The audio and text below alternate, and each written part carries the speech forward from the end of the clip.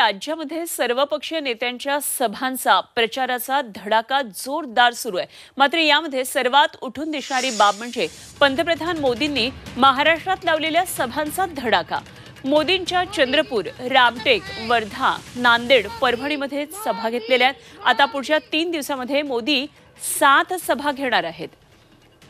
तेव्हा मोदींच्या या सभा कुठे होणार आहेत ते एकदा आपण पाहूया।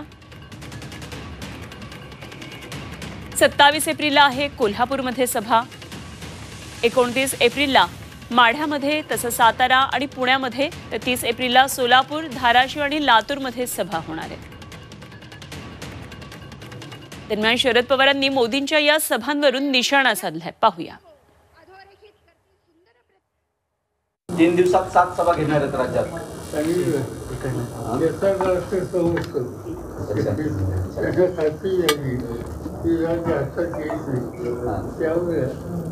एवढ्या उत्साह सभा घेतात आनंद